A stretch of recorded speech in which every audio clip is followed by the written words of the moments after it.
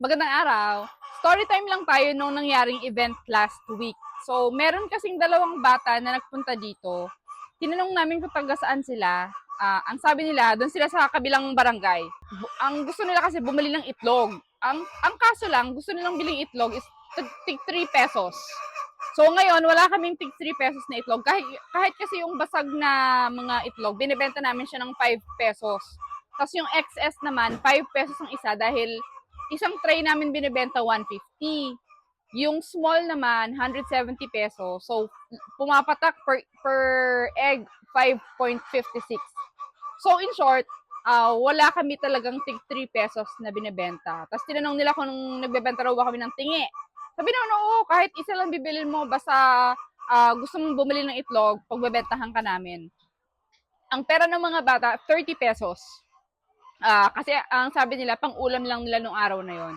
So, ang ginawa namin, instead na bigyan ko siya ng 5 pesos each, ginawa ko nilang na, doon sa 30 pesos niya, binigyan ko siya ng 10 extra small. So, lumalabas parang 3 pesos lang isa eh. Umuwi siya ng bahay, silang dalawa kasi yun eh. Tapos, kinabukasan, may nagpunta na dito siguro, 4 yun na adult. 4 or 5. Bumibili ng tig 3 pesos na itlog. So, ang nangyari, kumalat dun sa community nila na nagbebenta kami dito ng murang itlog. Unfortunately, hindi namin kayang ibigay sa kanilang lahat na 3 pesos per each lang kasi malulugi kami. Pero, ang kagandahan, nalaman nila na nagbebenta kami ng murang itlog, nagpa-reserve sila ng 4 na tray ng excess, which is yun yung problema ko. Yung extra small tsaka small.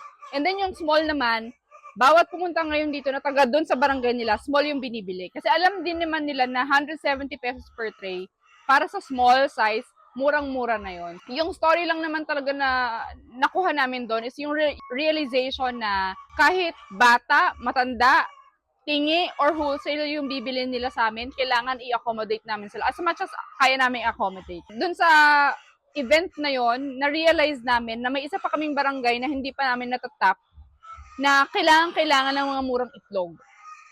So dahil doon, naubos yung stocks namin ng small tsaka extra small, ngayon nagkukulang na. Napakaganda talagang way is kung kaya mong pagbentahan yung mga tao, pagbenta mo sila as much as kaya mo. So yun lang yung story time natin ngayon. I-update namin kayo sa mga susunod na mangyayari dun sa mga bata kasi baka bumalik pa sila ulit para bumili ng itlog. So malalaman natin. So salamat, yun lang ulit.